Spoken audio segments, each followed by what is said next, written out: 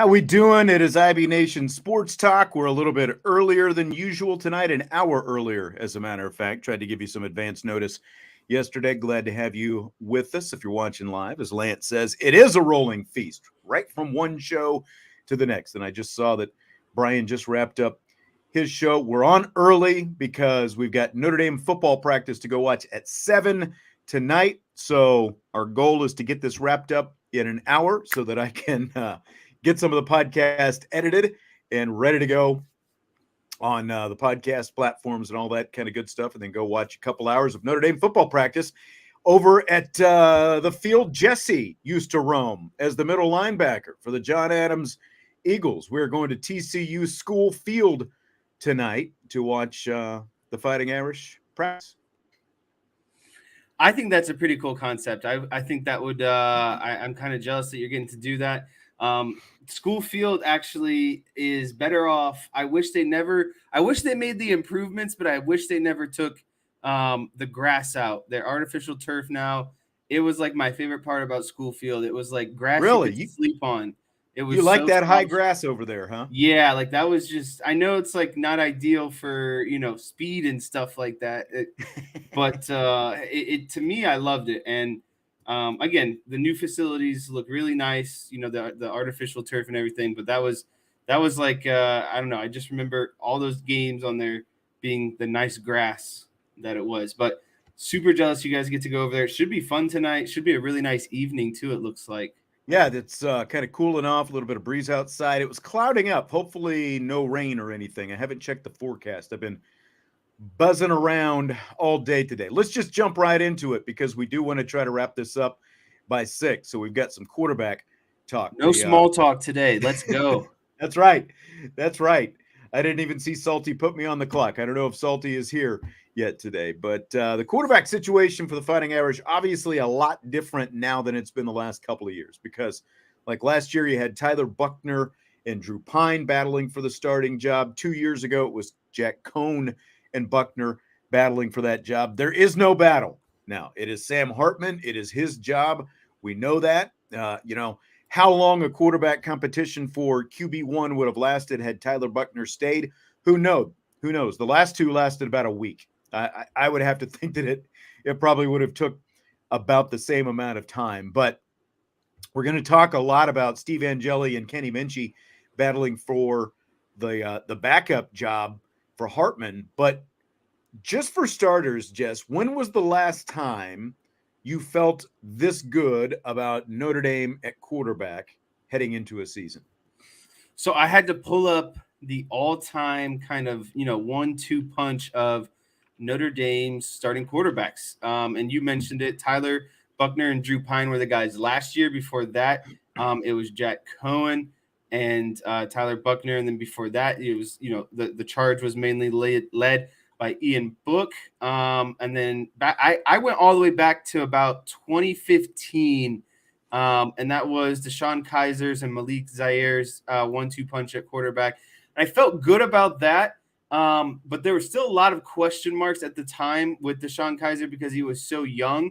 Everyone knew that there was a lot of talent and he had the big arm and everything like that. But how would that translate into the game? So I actually feel better about, Sam Hartman in this instance. But I guess you could say I feel not as good about the backup situation when comparing like Malik Zaire and either Steve Angeli and Kenny Minchey. Right. And, it was 2015. Zaire started off as the starter, and Kaiser, of course, ends up being the starter because of Malik's injury. And then 2016, okay, Deshaun Kaiser has a great year in 2015. He's going to be the starter going into the next season, right? Well, not so fast because Brian Kelly promised Malik Zaire, and now all of a sudden they try the 2 quarterback thing, and of course that season turned into a disaster. And I was feeling pretty good until Brian Kelly, literally before media day, when the 2 quarterbacks came out to talk to the media, Brian Kelly dropped this announcement that he was going to go with both of them and see what they were going to do. And from that point, did not feel very good about it. So I guess I really have to go all the way back to Brady Quinn from 05 to 06, to feeling as good as I do. Like obviously Jimmy Clausen was a Yeah, good, Jimmy Clausen was my ultimate answer. but like to me, I still like there was just enough doubt. I think maybe just because there was so much else going on with the rest of the team that maybe it kind of overshadowed what you got with Clausen. So I still go back Quinn going from 05 to 06. That's the and that's been what, 17 years? So it's been a while since I felt as good about, the QB situation as I do with this one. The quarterback coach, Gino Guidugli, said this week that Hartman's won over the locker room, with his summer work and workouts on campus and all that kind of stuff. How important do you think that is? I think that that is something that is very important. Sorry, can you repeat the question one more time? How important is it that Sam Hartman, I think I kind of sprung this on you. How important is it that Hartman has won over the locker room in terms of, the work that he put, he was talking about the summer workouts that he put in, and he won this award like Matt Bayless announced this award. The whole room erupted when Sam Hartman won it. You've obviously got a graduate transfer. He's got all this experience, but it's 5 years at a different school. They got to experience a little bit of him in the spring, but during that spring, he was battling with Tyler Buchner, the guy who had already been here for a couple of years for the starting job. So that just in itself, one, he's trying to kind of make some friends, and at the same time, he's battling with the guy who, is friends with a lot of guys. But then Tyler Buchner leaves. You don't have to worry about that situation anymore. I think it's huge because it's the quarterback. The quarterback is a leadership position as it is. Like Sam Hartman could have sort of viewed this as I'm a one and done guy. I'm your rental. I'm your big free agent. I'm going to come in. I'm going to do my thing. You guys take care of yourselves. But it sounds like he has really invested himself into working just as hard as anyone else, which is obviously very important. And, putting the work in and investing himself in the team. So I think it's huge. Yeah, so I think the most important part that comes off of that is Sam Hartman's not just bought into himself; he's bought into the entire process, and is in the environment around him. Meaning, the program. The entire program at Notre Dame. It's not just, what can Notre Dame do for Sam Hartman? It's what can Sam Hartman do for Notre Dame in return? And so I think it's a good showing that both of those things are kind of working in harmony. Everyone's kind of, working for each other. And I think that, it shows a tremendous amount of leadership as well to be the guy that can command the room after just being here for only, 6 months or whatever it is since he transferred. Like it's a big credit to him at the end of the day. So the backup position, again, Hartman's got the job. The only competition this year is for who's going to be the number 2. And I asked Gino Guidugli about the extra reps that Steve Angeli has been getting in camp as a result of the fact that Buchner transferred to Alabama. And really, Kenny Minchey has been getting extra reps as well because Buchner's still here. Minchey's the number 4 guy. It's like you'd love to have 4 scholarship quarterbacks, but in terms of the development, Minchey now gets a lot more reps as well. So here's what Guidugli said when I asked him about Angeli getting more reps. He says, him and Kenny are getting an unbelievable opportunity with us having just 3 scholarship guys in fall camp, like invaluable experience for those guys just to be able to get in there, get all the reps that they're getting right now, be able to put them in situations where they've got to do things versus live bullets and make decisions.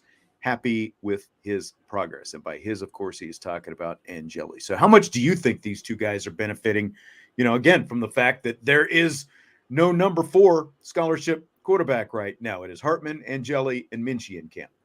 Yeah, so I think this is a tremendous opportunity for both Angeli and Minchey, but I think it's even more of an opportunity for someone like Minchey being so young and getting all of these invaluable reps, because most often than not, the guy that is, the freshman quarterback is probably going to be the scout team quarterback, right? Or in practice, or really realistically, again, just some sort of practice quarterback. Like you don't see, and this generally goes for a lot of positions, right? But even more so at the quarterback position just because of how complex it is.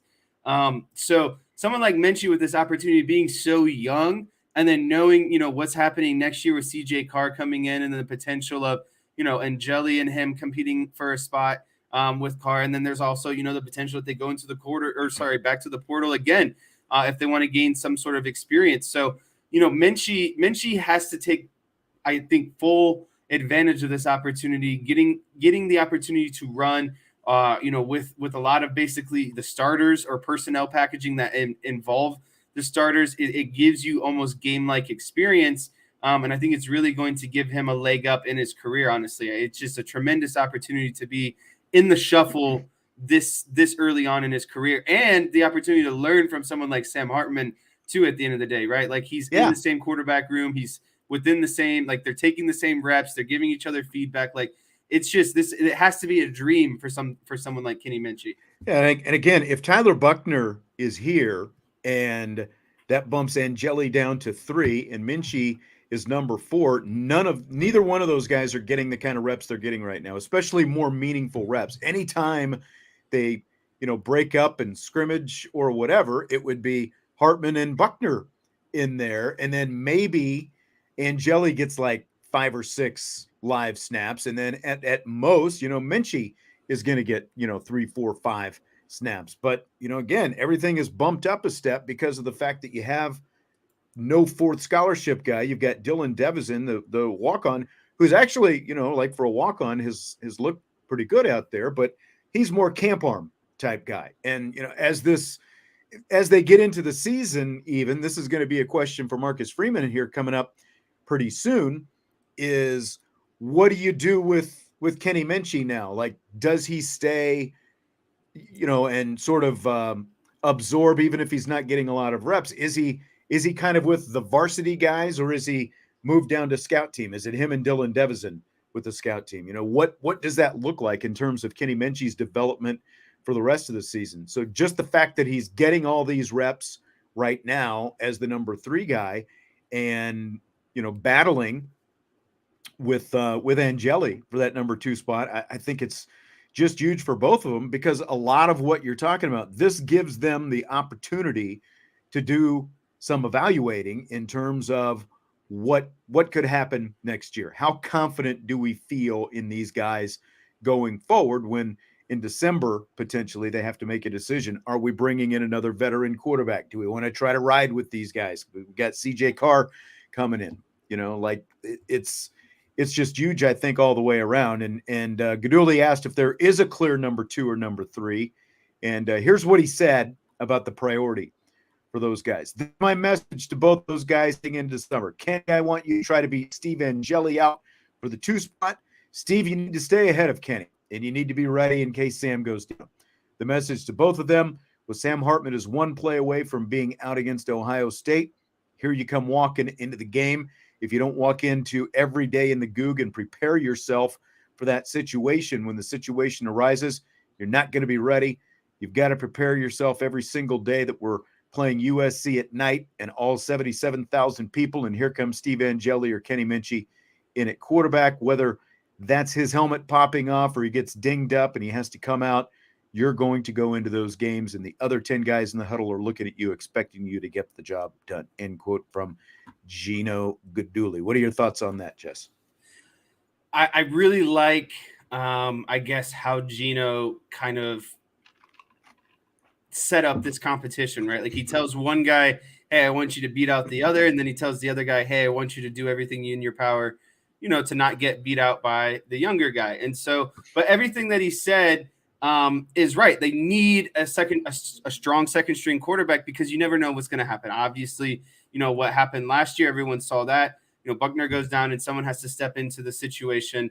And that's what ultimately Kenny Minchey and Steve Angeli have to be ready for. And, I can speak from, I know it's not quite the same, the stage, but experience wise, it's like when you get into, practicing with some of the first strings at practice, it's a different type of environment, and it's a different type of speed, and it's a different type of pressure, because that, what situation you're in, and you feel almost like you can't let everyone down, because then it lets the practice down, right? Because if you start having a bad time, and you start kind of messing up because you're not fitting into, because you're the variable, like you're the yeah, one that's getting exactly. plugged in there. Yeah. Yeah, you're the thing that's only changing, right? And so like you still want practice to continue to be synced up and just good practice, right? You don't want to feel like that you have to stop practice and now practice is set back because of mistakes that you're making, and it throws everything off of rhythm. So I think it is something that's very important because these guys have to be able to just plug and play, no matter if it's in practice, no matter if it's because they're blowing Navy out, no matter if they're blowing Tennessee State out, or because hey, maybe Sam Hartman got a stinger and he can't grip a football for a couple series. Like they always need that quarterback to be ready. Rob was asking earlier, and this is a good question: is it fair to say this battle is for the starting quarterback job next year? Like I said, at the very least, I think it's the start of that battle because of the evaluation opportunity that it gives everybody involved. Gino Guidugli, Jared Parker, obviously the offensive coordinator, Marcus Freeman, the head coach. This gives them all the chance to see how these guys are responding to this, especially the way Guidugli posed this to them. Minchey, your job is to overtake him. Angeli, your job is to hold him off and hold on to that number 2 spot. And we haven't necessarily seen a lot of competitive reps from these guys yet. And I'll just go ahead and answer this question right now. Tim B asked, what would you be most excited to see tonight? And I'm excited to see kind of what these guys look like. These two guys, one, I want to see Sam Hartman, and I want to see like some plays made downfield to the receivers and stuff like that. But 2, I also want to see what these guys look like when it's live, Angeli and Kenny Minchey. And again, like the starting job is not going to be won or lost for these 2 guys for next year in August, but this is a really good starting point because there's all this body of work that they're able to put on film, and then they'll get more reps once bowl, preparation comes around and stuff like that. And then by the time they practice again after that, you're most likely going to have CJ Carr in the mix. So what do you think? A couple things. First, I think that the opportunity for these 2 guys to have this is like an underlying quarterback competition. It's like a competition that isn't, right? Like everyone knows Sam Hartman's the starter at this point, and everyone's focus is going to be week by week, getting Sam Hartman prepared, getting the offense prepared for, the opponent. But again, like this is an underlying kind of like you said, continuous, competition throughout the season. And I hope that both of those guys see it as something like that. All right. Like I don't think any of them have the expectation that they're going to, take playing time from Sam Hartman. So their next goal should be, okay, one of us needs to be the guy, the number 2 guy, just in case something happens. And then just the competitors within them to just want to compete against each other every day. Like they should be coming out and almost like they know, like they should know, okay, like I won today, or, maybe Steve won this day, or, I think it's, again, something that's not going to be talked about a lot, but it's going to be something that's there throughout the entire duration of the season. And I'm here for it. Quite honestly, I think it's something that breeds natural competition, and it's only going to make the rest of the team better too, at the end of the day, because if their reps are better, that gives everyone else's, practice reps a step up. Again, I read that quote from Guidugli, and he's talking about they've got to be ready to go in front of 77,000 fans with Ohio State or USC or whoever it happens to be. And he was asked, how confident he would be if Angeli was called into action. And it's like, he said there's a first time for everything. And, we don't know what that looks like yet. Like just based on basically nothing, because we haven't seen Angeli go out there and do it. How confident would you be right now if he were called into action? There would be not a lot of confidence on my radar, just because of what you talked about, like how he's been almost thrusted into this second string position between the transfers of Buckner and Pine, and then the transfer of Hartman coming in. Like there's just no real game film on him. There's like a little bit of a spring game. Like I don't really, spring games don't mean a lot to me. Spring games to me show whether or not you know the basics of the offense and defense, how you perform at the spring game. Like, yeah, you don't want to be really bad, but like, again, there's, to me, there's only so much that you can prove in the spring game. And I think someone like Angeli, there's nothing proven until you're in those game time type of situations, or at least a more live and intense kind of setting like fall camp. And so kind of stemming off of that, do you know tonight at practice, 2 questions. One is it open to everyone, or is it just open to select media? Just the media and a handful of people from Adams, I believe, will be allowed to be there. Okay. And then my second question would be, do you know where they're at in relation to the field? Because I know early on in camp, like they did last year, they were working a lot of goal line.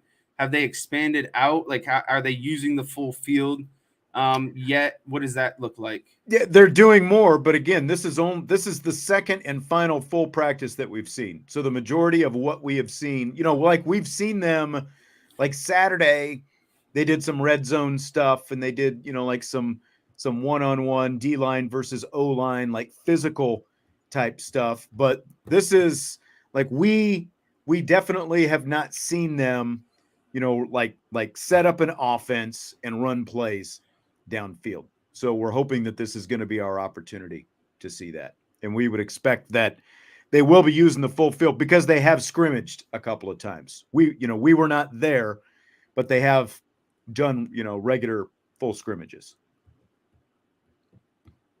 If that answers your question. Yeah. I just think it kind of opens up, what the expectations are for what you're able to see tonight. And it sounds like it's going to be pretty wide open. And that's such a cool experience too for the local high school team of Adams, like being able to probably, partake in some sort of manner and knowing that, like, Notre Dame is practicing Notre Dame's practicing on your field. Yeah, that you usually get to play on. So I just think it's a really cool concept by Notre Dame to go out and kind of be at these local facilities. Yeah. I would be, like, in terms of my confidence in Angeli, I am at least confident that we would see a more composed and better looking Angeli than what we saw in Drew Pine's debut last year. Just because he seems like a more like Pine, like his motor, like even just talking to him, like there's a different sort of, and it's not always like this, but it could be like this, a different sort of, frenetic kind of energy that came out of Drew Pine. Whereas Angeli seems to have that pulse that you want from a quarterback, not too high, not too low. So I'm at least confident right now that he would look better than Pine. Obviously once Pine settled down, he did some good things last year. So don't take this as like I'm throwing, shots at Drew Pine. But remember his debut at the end of Marshall and then the first half of Cal. That did not look good. And I think that I don't think that Angeli will need a do your effing job from somebody, to get him pointed in the right direction. Let me just ask you this, Jess. If Minchey and Angeli are running close, would you expect Minchey to overtake Angeli by the end of the season to become the second string guy?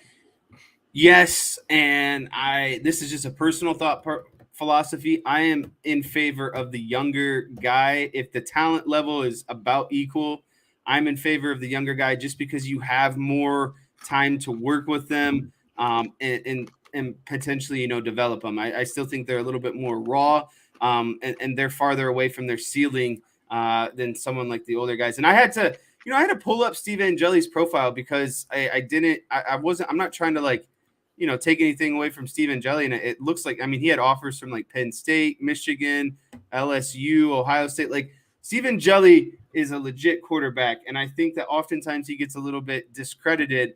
So I'm ultimately really excited to see what he does with this opportunity at the end of the day. And if it is, if he can make good progress or strides on someone like Minchey, because ultimately if it does come down to like they're neck and neck towards the end of the season or going into next year, I would favor Minchey just a little bit more because of his overall, I would say just like athleticism at that point. Like if a play breaks down, Kenny Minchey has a stronger chance of making something out of nothing.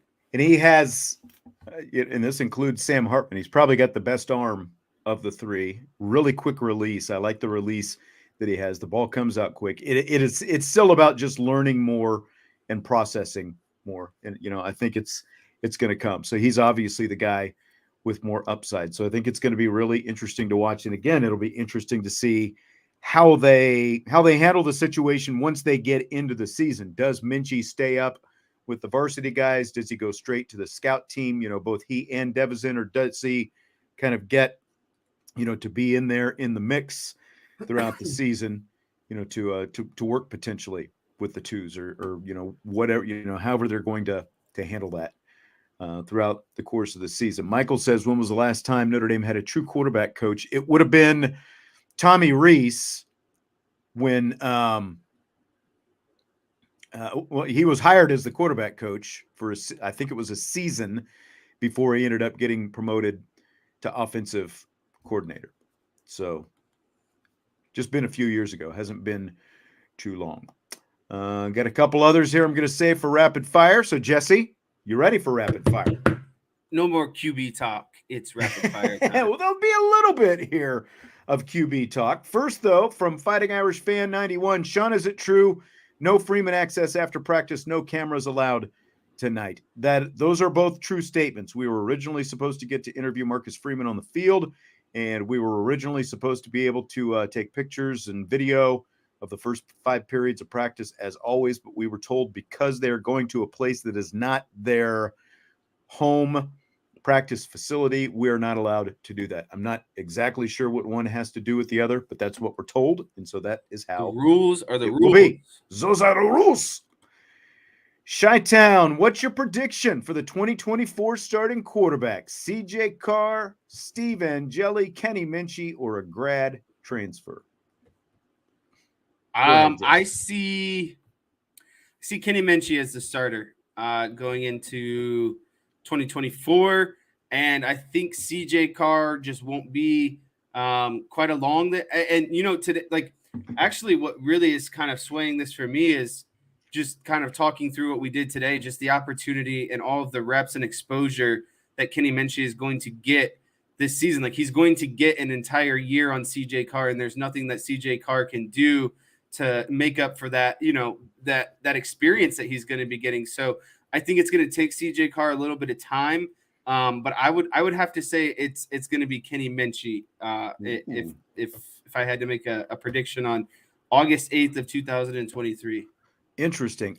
I'm going to go, this is just as of now, because, again, my opinion might change when we get to see these guys hopefully do some live stuff tonight when we go to practice. But for right now, I'm going to say graduate transfer.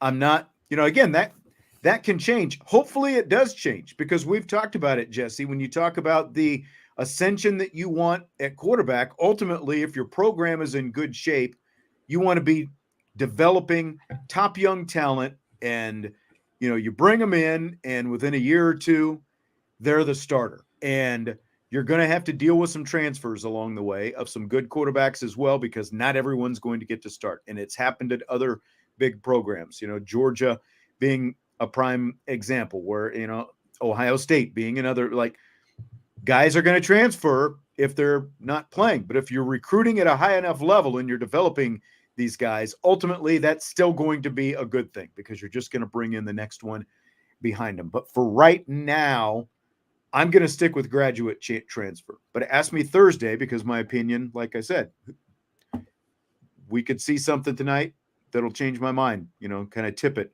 on that. Not that I'm going to go all in probably based on one practice tonight, but I would still say grad stronger transfer. Feeling after at least tonight. Yeah, exactly. We get to see him live.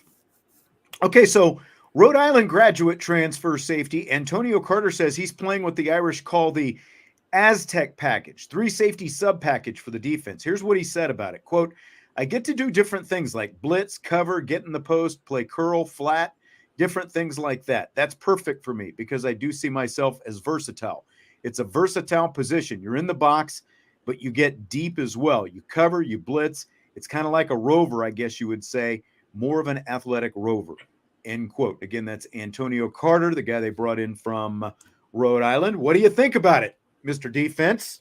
So I just think first and foremost, I don't know how I haven't said this before, but just like it's such a cool opportunity for Antonio Carter to be a guy from Rhode Island that gets to transfer To Notre Notre Dame Dame. Like it's just like and be a this.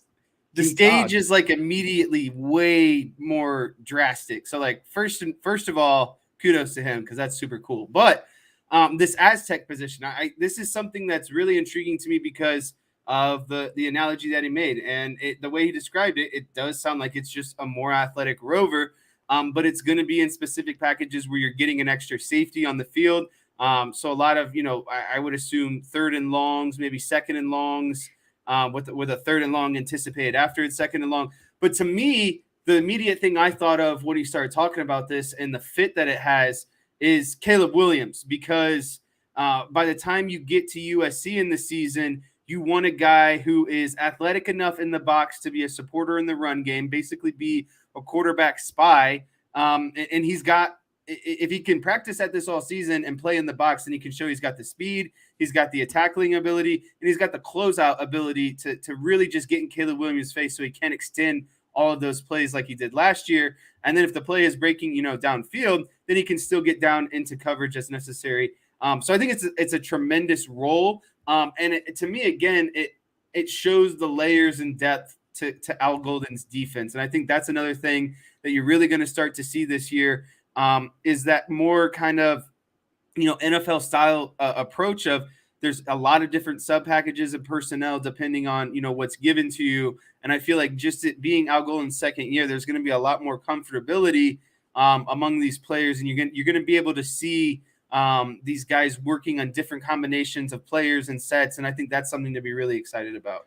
Yeah. And Andrew says, I just don't want him to get too cute. Sounds cool, but 3 safeties. I guess it's third and long in the red zone. Don't forget, it wasn't that long ago when you had Jalen Elliott, Alohi Gilman, and Kyle Hamilton in that 3 safety package. Now, right. Hamilton was obviously a little bit of unicorn because of his, length and, his skill set and all that kind of stuff. But safety was an asset on that team. They had depth at safety, and they had 3 guys who could play, and they found a way to get them on the field together at the same time. And if they're looking at a package like this, I don't think it's just going to be a window dressing type package.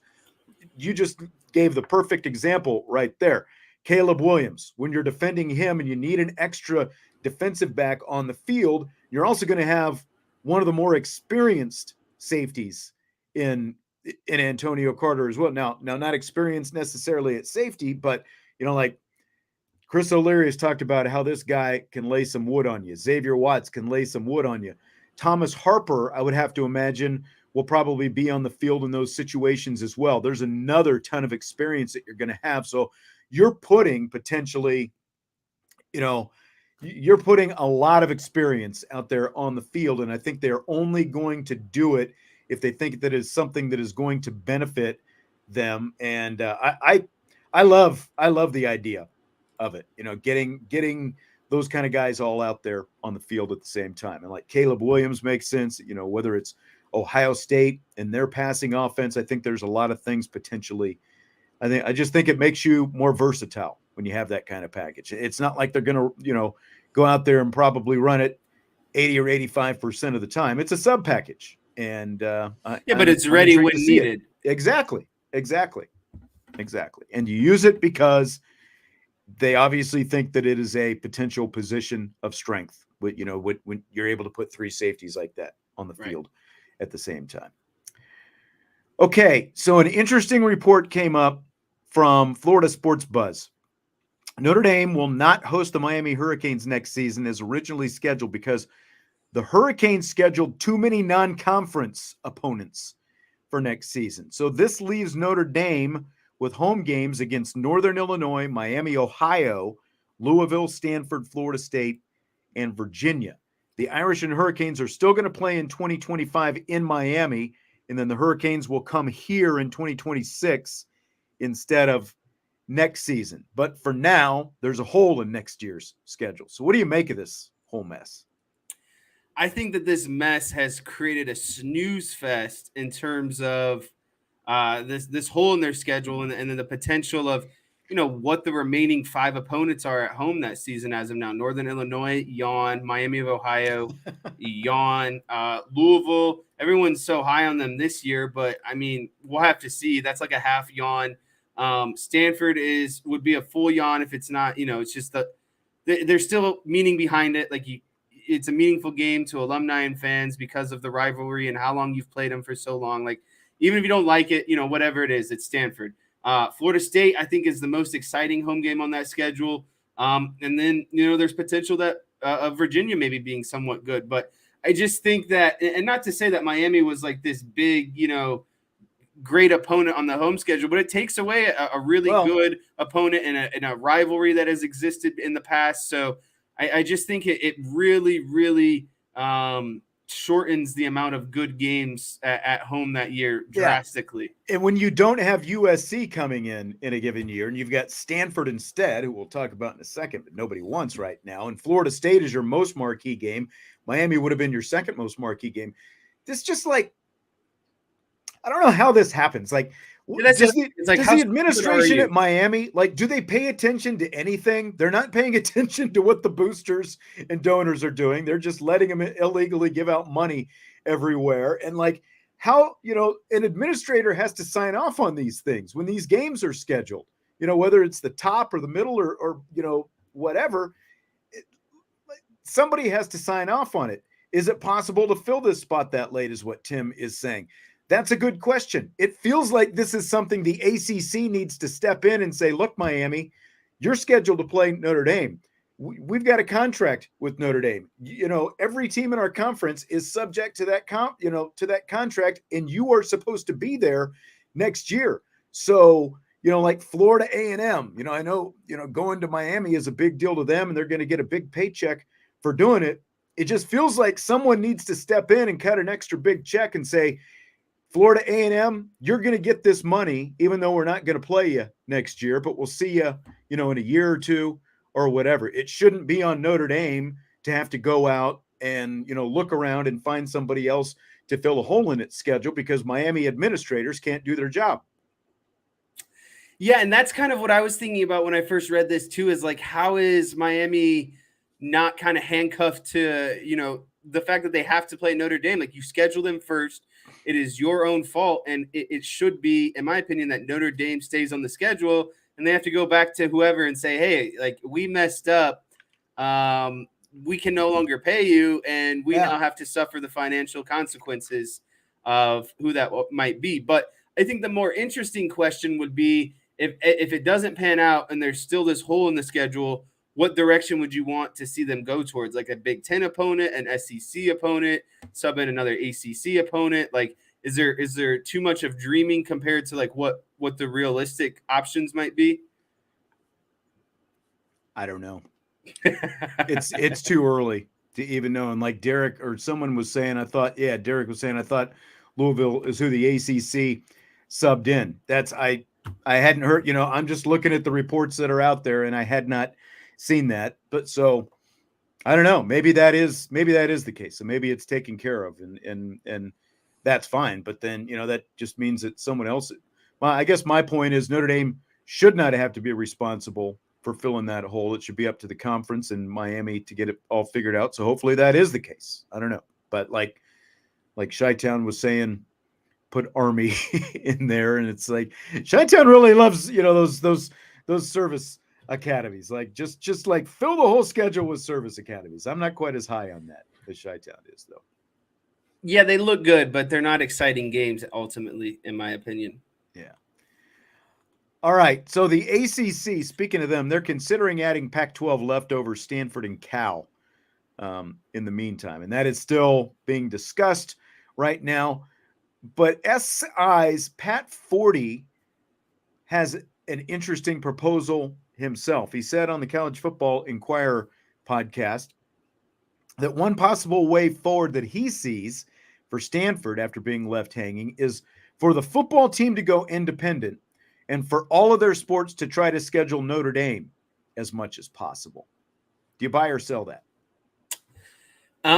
So this is like an ongoing debate that I've seen the last couple of days of, like what is going to happen. I think this falls under the umbrella of what's going to happen to the rest of the teams outside of, the big market of why these conferences are shifting, and that's football.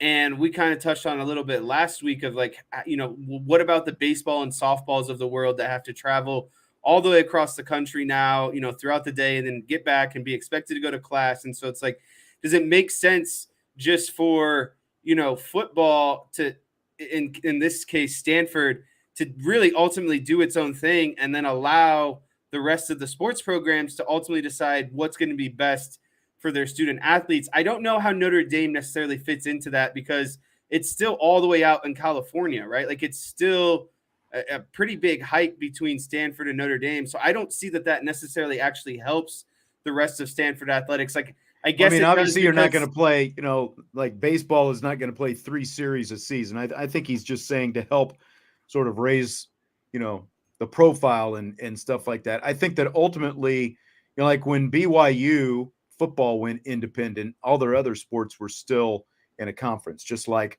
with Notre Dame. And Stanford would have to figure that out, whether it's the Mountain West or whatever it happens to be. They're unless they end up in the ACC. And again, that is still out there. And the thing with Cal is out there as well. I don't see what, one, the question Tim has, could Stanford survive as an independent? I don't see it. Like BYU couldn't survive as an independent, and BYU, even though they weren't as successful as Stanford in the same time period when BYU was making a go of it as an independent, they still have a bigger profile. And Stanford just doesn't have a big enough profile. That's why they're in the situation that they're in right now. That's why they're the unwanted part of this whole thing.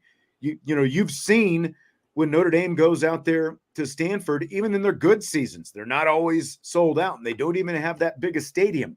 So I don't think that Stanford could make it as a football independent. They're not going to have a TV contract. They would have a heck of a time trying to make that happen. I don't see it. As to the Notre Dame aspect of it, again, it's like I get kind of what he's saying, but because you're talking about West Coast and the middle of the country, that's like why should Notre Dame have to kind of pick up the slack for Stanford and have to be involved in all that extensive travel when they're already traveling to all these somewhat farther away spots in the ACC, the Florida schools and such. So I don't see it happening, and the biggest reason is I don't think Stanford can cut it as an independent. And like when you look at the whole Stanford Cal ACC, I've been sitting back and looking at this whole thing. Like the biggest benefit, because one of the concerns, obviously, of Florida State and Clemson and these schools that are talking about leaving the ACC is they're not getting enough money. Well, if you add Cal and Stanford, all you're doing is adding another mouth to feed. You're just adding a bigger divider. Yeah, that's exactly right. It's just another divisive point, and the fact that then you're adding in all this travel and everything else. The biggest benefit that I could see is like when you go into a new cable market, TV market, cable market. ACC has the ACC network. Like the biggest benefit to the Big Ten in getting Rutgers and Maryland is the fact that in New York and New Jersey and Maryland, all those cable companies that were there, all the subscribers had to start paying, an extra fee because the Big Ten network was added, and the Big Ten network gets that revenue. It would be the same for the ACC network. Like if they could add, San Jose, San Francisco, that whole area out there, they'd get a little bit more cable revenue, I think, because the ACC network would be added. But I don't know if that's going to be enough, again, to make the rest of the schools happy that you're adding a couple of schools potentially, and you're adding travel to the mix to get out there. Okay, so on that same subject, Muffet McGraw, here's a tweet from her in the wake of all the conference reshuffling. Time to stop whining about where college football is headed and figure out how to save the rest of college sports. Let football break with the NCAA and form their own league, and let college basketball and Olympic sports continue. the conference model. There has to be another way to preserve all that's good in college athletics and give our student athletes the experience they deserve. So do you buy the idea of basically, all this stuff is TV driven, and it's TV driven because of football? Do you buy or sell the idea football is its own thing and all of the other sports basically need to stay in regional conferences to cut down on all the travel that is coming for all these different lower revenue programs? Yeah, I actually think this is a big buy for me. And it wouldn't have been a buy for me, obviously, like a year ago. But it is very clear that football wants to be, basically wants to run the show, and really just generate. It's all about, the revenue that's being generated. And so if that's what they want to do, I don't think that it's a good idea to be forming these basically 4 mega conferences, because I do like the structure of it, and I do like, conference champions and etc. And I like the way that it's formatted, and I think it dwindles down to getting, the best teams playing the best teams.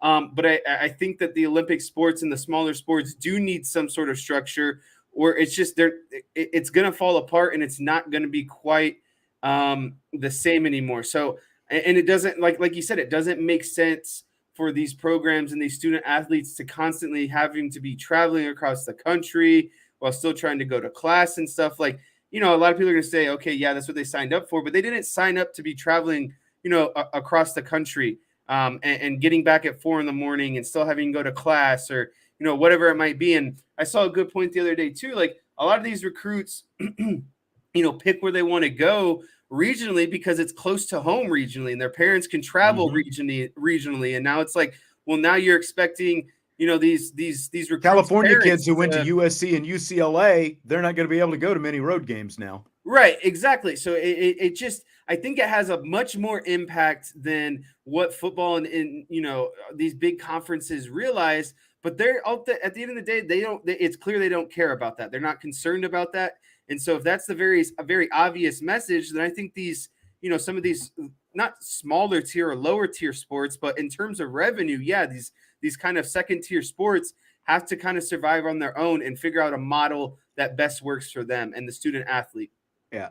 I mean, a couple of good points here. Andrew, Muffet's salary at Notre Dame, Muffet's big salary at Notre Dame is thanks to football. She should remember that. It's a fair point, Andrew. But remember, Notre Dame is independent when it comes to football. So it's kind of an apples to oranges situation because Notre Dame is not bound by, these conference alignments like we're talking about, because Notre Dame wants to stay independent. So it's the same but different. But really, you would still, obviously if Oregon, for example, is getting, Big Ten TV revenue, they'd still get their Big Ten TV revenue. But you could also have, the rest of the sports stay in their own region, save money by doing so. And then there's still, Chi-Town, the other, like I said, a couple of good points. He says, I don't disagree with the premise, but not sure how logistics would pan out by unrolling the TV contracts, because I think the TV contracts is for all sports, not just football. It is for all sports, but basically that's what you would have to do. You need to separate it. And remember, football is the only, like FBS football specifically, Division I, 1A, whatever you want to call it, the FBS and then the FCS and all divisions below and all the other sports have NCAA sponsored championships. FBS football, Power 5 football, the big boy football, whatever you want to call it, their championship is not sponsored by the NCAA. So it's already separate in that matter, so they're already fairly close to doing it. And like Muffet is saying that the NCAA needs to step in. There is so much entanglement because of the fact that you have a body like the NCAA that wants to say that they have oversight. They don't really have oversight. They're just enforcing, whatever rules they randomly select to enforce. But when it comes to stuff like this, it really is up to the conferences. But I think everyone can see it, but like the people at the schools are blinded by the dollar signs. Everyone can see that it is not good for for the athletes. And, by the way, with the conferences doing all this, like I've always hesitated to use the term student athlete anyway, but they're just showing that the student in this obviously doesn't matter, because you're talking about more lost class time when you're talking about coast to coast travel, for schools like UCLA, USC, Rutgers, Oregon, Washington, all these, all this coast to coast, and even getting in and out of Happy Valley and Penn State. It might not be coast to coast, but that is a small airport in there. And, the roads in there are small, and not everybody charters, and you're going to need a charter to get into Happy Valley, especially if you're coming from the coast. But it is not about the student part of things. It is about the athlete part of things. And it is just easier when you've got these conferences that are now spread out all over the country. It's much easier to do it once a week on a Saturday for football than it is for these other sports that play 2 to 3 times a week, and there are a lot more trips involved, and obviously a lot longer trips that are involved. Yeah, and mainly what you talked about, it includes weekdays. It's not, just primarily the weekend. Like, right. Not only does football get to play only, once a week, but again, they get the advantage of playing primarily Friday, Saturday, Sunday. Like, that's all where their travel is going to be, potentially Thursday too, like Thursday through, the end of the game Saturday. You might be getting home early in the morning Sunday, but again, the point is they have the weekend, right? And it's just, this whole thing is a clear advantage to football and football only. And it's just sad to see. Like, I'm really curious to see what things are going to look like 5 years from now. Like, what are we going to say looking back on this time 5 years from now? Because I think it's going to still look completely different. Yeah, I concur. All right, well, we are winding down here. I'm going to throw this one at you. I just saw this afternoon. Fill in the blank. It's blank that Colin Cowherd included the late Dwayne Haskins on his list of current quarterbacks who can't win a Super Bowl. It's completely unacceptable, and it's really just it's laziness on behalf of a lot of people. It's laziness of whoever put the graphic together, and not noticing Dwayne Haskins' name on the list.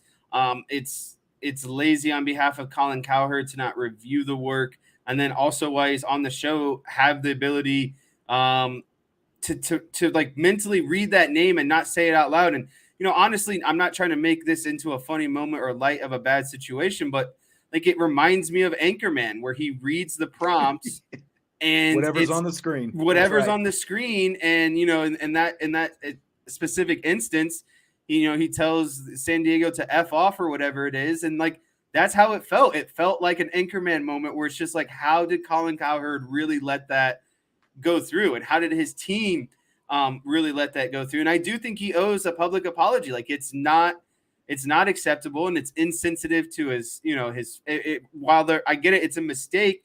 It's still insensitive to his teammates, his friends, his family, and everyone that's, associated or basically anyone that Dwayne Haskins had an impact on is almost owed an apology, in my opinion. It's tremendously lazy. It's unprofessional. It's not even just Colin Cowherd. He's got a staff of people, because like, it goes through so many layers before it gets on the TV. He's got producers, like, watching the video that people posted of this when he's talking about it.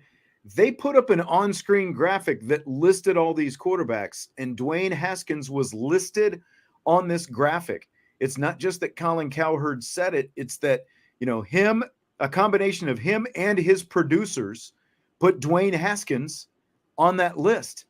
And it's just another example how you cannot take anything Colin Cowherd says seriously.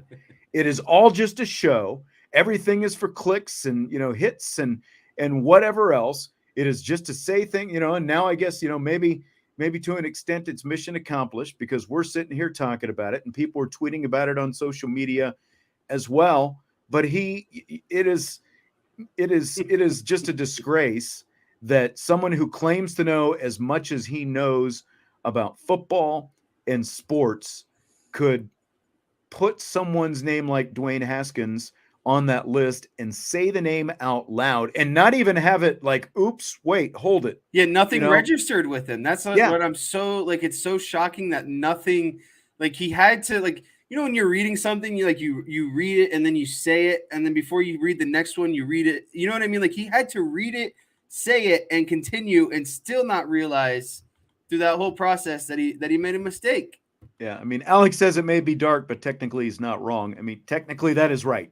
Dwayne Haskins can't win a Super Bowl, but it was supposed to be a list of current quarterbacks who can't win a Super Bowl. So it's just a disgrace. And I just saw recently that supposedly ESPN is in talks with him to maybe even bring him back to ESPN off FS1. So I just, it's a joke. He's a joke. His takes are jokes. It's just another sign that you can't take anything that he says seriously. And it's why, so few times, like there are other takes and, people who will say things specific, especially to college football, who we will talk about their takes, but you're not going to hear me talk about Colin Cowherd's takes other than something like this, because I think it shows what he really is and how serious a person he really is. So that's why we brought it up today. All right.